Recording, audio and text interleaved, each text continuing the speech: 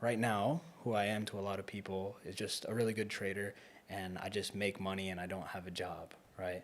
So every time I pop up somewhere, it's just me, and I just make money out of fairy dust, some cheat code to the market. But truly speaking from like where I come from and who I am and how I got here, I think is a true testament and story to why I preach so hard and why I want to, produce this kind of message, because I believe that every man is capable of accomplishing anything that he genuinely can believe in his mind. So my name's Xavier, right? Formal introduction. But there's a story that we want to convey because I believe after so many years of teaching so many different people and traveling and being able to share my story, that it's motivated a lot of people around me in person. So I wanted something very formal that we would be able to post online, and for people to actually like hear it, you know what I mean? And out of it, you will receive, whatever lessons or whatever conclusions you can.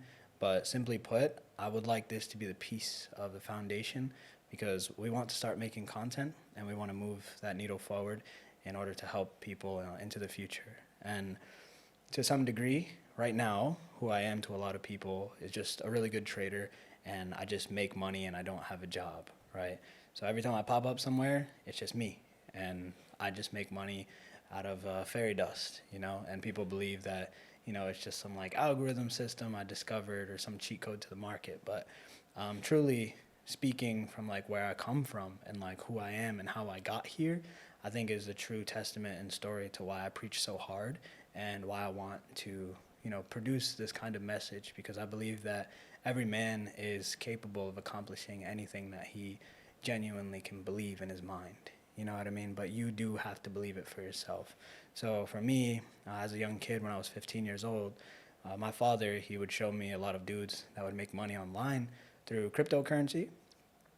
We saw a lot of kids like on the newspaper for Bitcoin, and they're buying their first Lamborghini, stuff like that. And my dad, he was able to put me in that headspace of realizing that traditional workspace just isn't where you want to be. But at that time, I never had a job either. So 15 years old, introduced to this concept, my pops would tell me that I need to get a company, from whether it was a magazine or whether it was a book, it didn't matter, and just explain to him how the company works and why would it be something worth investing in. And that kind of started making me look at the world a little different, as a way of, when I look at an establishment, do I want to buy that business or not? And from that token, I was able to understand penny stocks, right? Because these are the companies that cost a little bit of money. And at the time, he was giving me $100 at a time to try things out with. So I got a job at Burger King, age of 16. I've been a whole year just showing this man different companies, and we would chat about, startup companies and stuff, different new inventions. I worked at Burger King, started getting my paychecks, realized I put in, 2 weeks of work to get $600, like US dollars. And that was basically below the minimum wage at the time. So for the amount of money I was getting, that paycheck, I would strictly try to go into a next penny stock and see what that would come to fruition for. And while I was young, from 16 to 17, I didn't have the ambition of going to the military or anything, but that transition came because when I was 16 years old and I used that small paycheck, I was able to turn $600 into 20 grand. And being able to have that big catalyst in my life showed me that trading was something that could do that for me, just like it did for a lot of those kids that did it during crypto. And that being said, that's what motivated me to want to find a career that I could do both, because it would be tough to kind of work a job that I couldn't be on the charts and like, be on the phone and such. So I was like, if I go to the military, I know it would be very demanding, but I know that they're paying for your food and they're going to pay for the house. So all the dollar bills that I would rack up, I would be able to take and try to invest it into a penny stock and completely blow up an account. And the idea was to turn a little bit into a lot, the same way I did when I was 16 years old. So when I joined the military, after boot camp, I joined the Marine Corps and such. But after boot camp, I was in a schoolhouse, surrounded by a lot of people that had a lot of different ambitions. But for me, I was very fixated on the idea that I had to make it in trading. So I would talk to all the homies, and they would ask me why, and how. And those questions started to get me to understand like why I was doing it for myself as well. And I think the biggest key that transitioned my brain into wanting it so bad was the freedom that it felt like to be able to have that much money come out of thin air. And it helped out my family a lot from our position that we were in. Just having small one bedroom apartment, being able to live in such conditions, and then transition into actually having a house where I do have my own room. My brother does have his own room, and like that's the reality of what money can do for the people who've never had it. And while I was in the military, it kind of felt like I was repeating it all over again. I had roommates, it was cool, but now I'm still eating bottom of the barrel food and I'm sleeping outside in the dirt on certain occasions.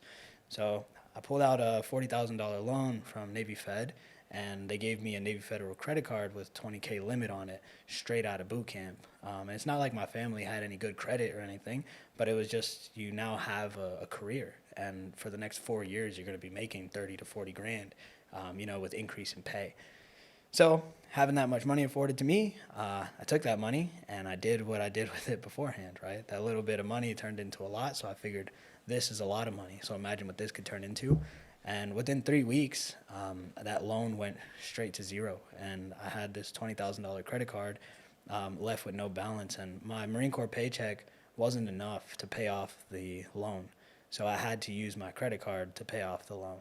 Back then, you can transfer money from a credit card to like Venmo or PayPal to liquidate it with cash. It didn't count as a cash advance, so it would just go onto the balance of the credit card.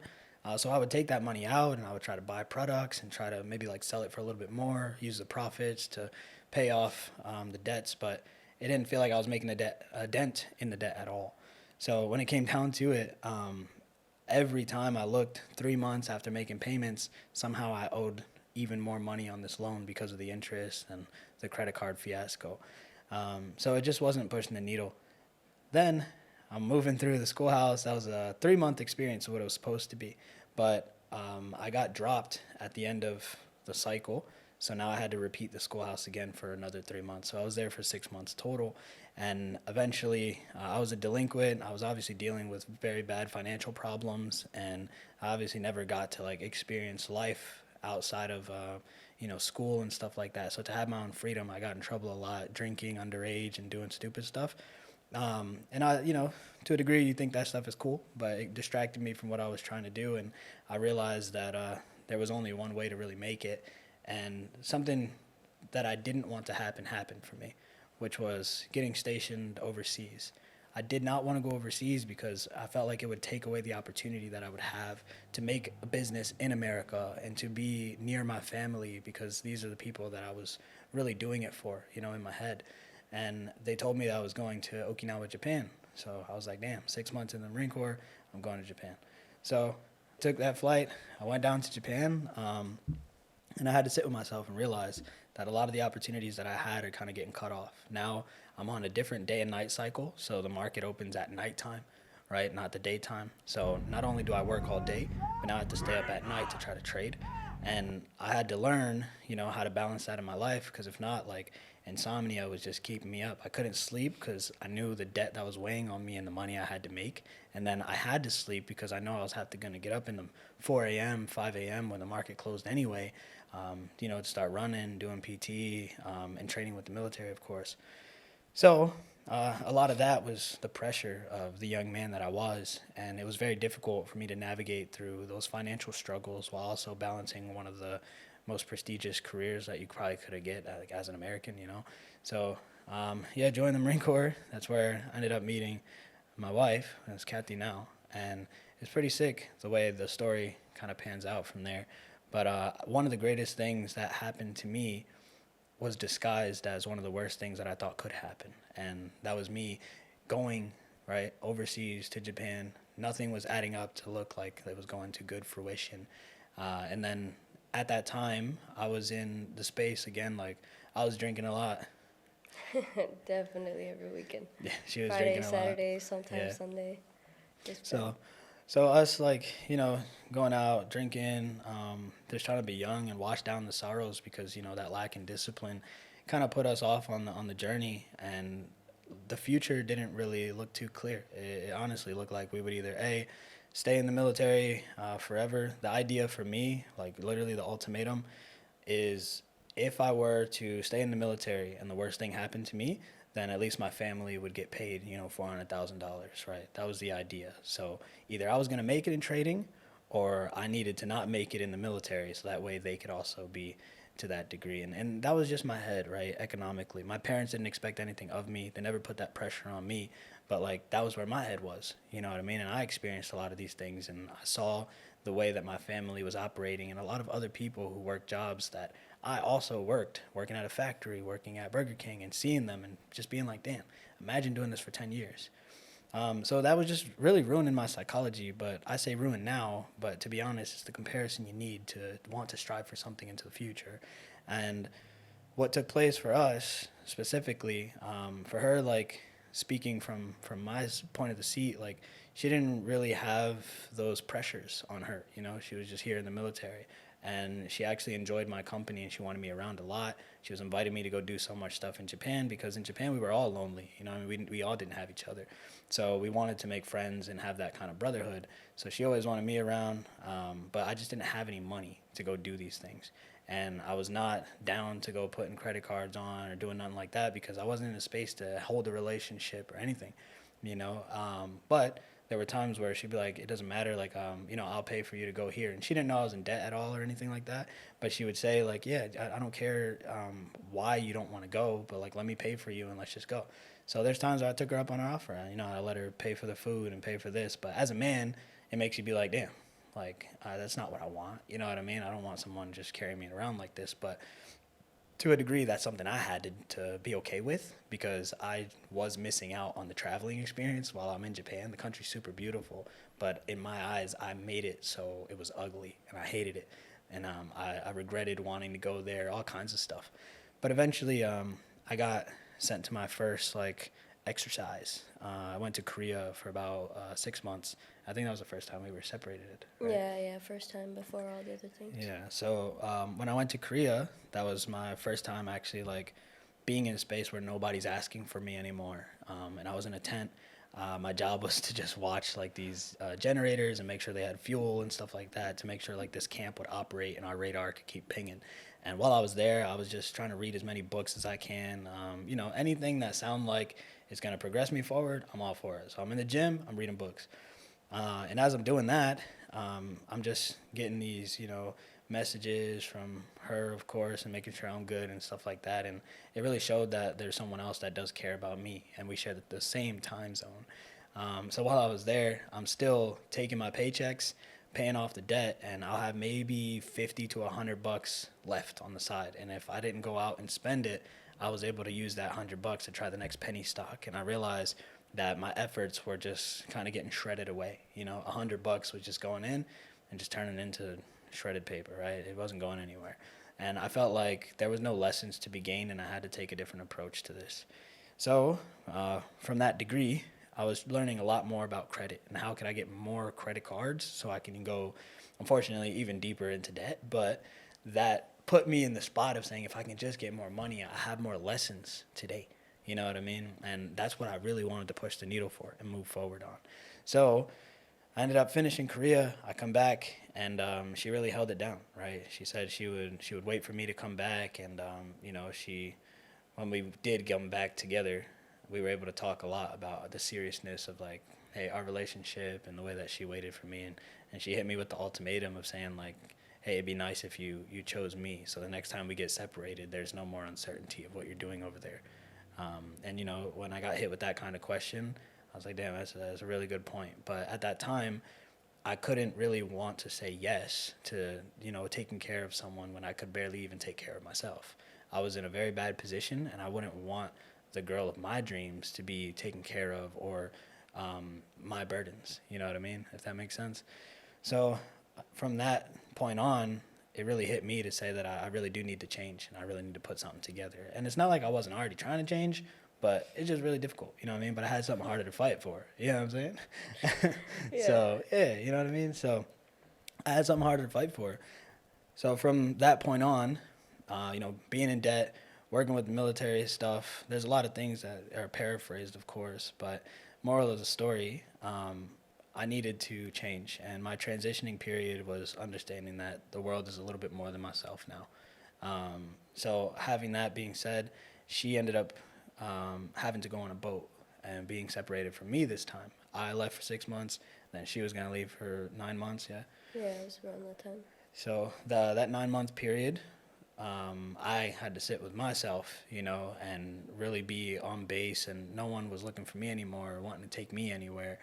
So it was very difficult. And then when the boys did ask for me to go places, I don't got no bread, so I can't do it. So it was mostly like drinking alcohol in the barracks and stuff like that. But eventually, I'm studying, I'm trading, and people would come in and ask me once in a while, like, "Hey, what are you doing?"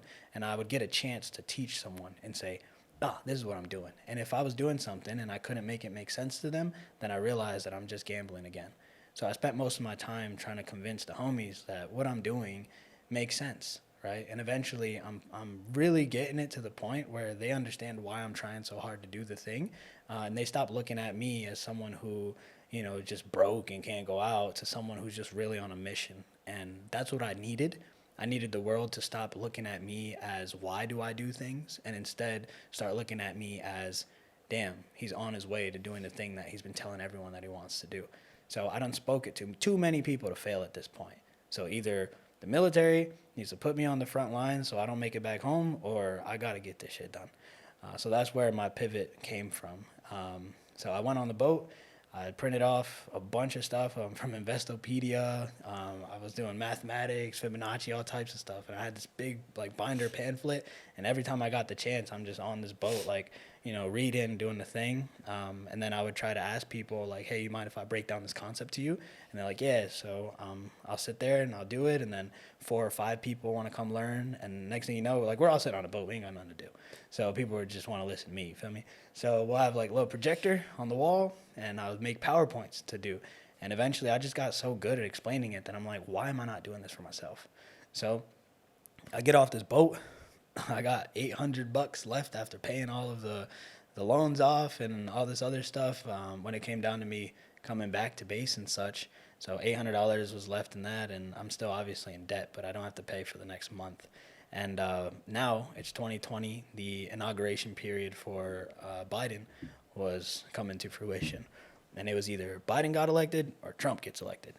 And at the time, the electric vehicle stuff, it just sounded so dope. And Tesla was already pushing to the point to having their first vehicle in the first place. So if the green energy plan from Biden actually took place, then I was going to be able to make a lot of money. Because beforehand, how I think about it is, if there's a big company and they're doing really well in something, the other companies that are smaller and copying that company will also be doing really well just in comparison by inheritance.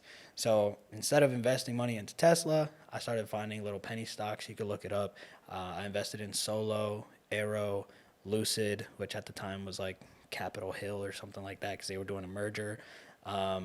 And all of these stocks were under $10, right? Under $5. Solo and Arrow were about 30 cents a piece or something like that. So $800 spread amongst these with a couple ODTE options and leap year options as well. I got all the homies off the boat that I taught, and I was like, "Yo, this looks like a really good trade. So if you guys want to meet at Starbucks, whatever you put into the trade, expect to lose it. You understand? Don't do what I did and pull out a loan." I stress that heavily because I'm not down for allowing someone to repeat what I did, because I know that I condemned myself by doing those decisions. And I wanted people to move better off the better foot.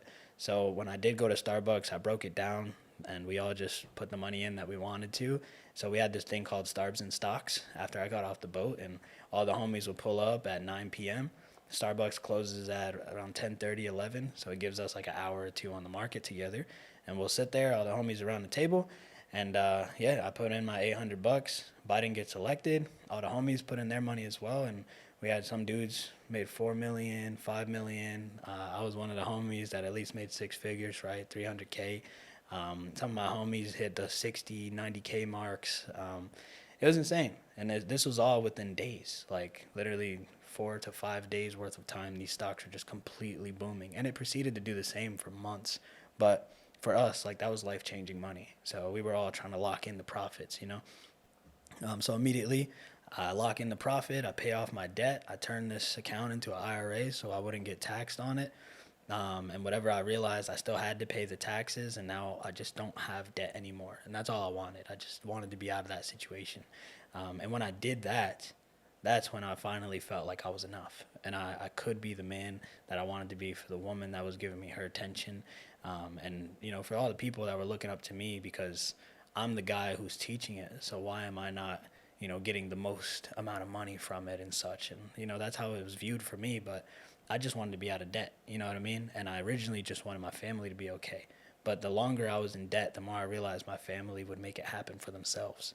And that started to take the pressure off of me and made me realize that if I just focused on me and my next step, eventually my next step's going to be so big that it can impact other people. And that's why I'm here today making videos like this. You feel me? So the idea is I've been able to turn a little bit into a lot, and I had a strategy that I wanted to emulate. But I realized that it did come with a lot of risk. So when that transition took place, she was fortunate enough to be able to at least tell me, like, hey, she had a savings account and stuff, and we got hella screenshots and everything. But she had a savings account. I think it was like 5K or 10K. She gave me half. It was like, see if you could flip it. It took like 3 days. We flipped this money, and that's just when I knew, like, damn, it's lit. So we ended up taking that money and going on an extravagant trip for like what, a month? A month, yeah. We took full leave, a full month in Japan. Yeah, we took a full month to just go see all the places we've always wanted to. This is the last year of our enlistment, so like we were eventually gonna have to go home instead of staying here in Okinawa.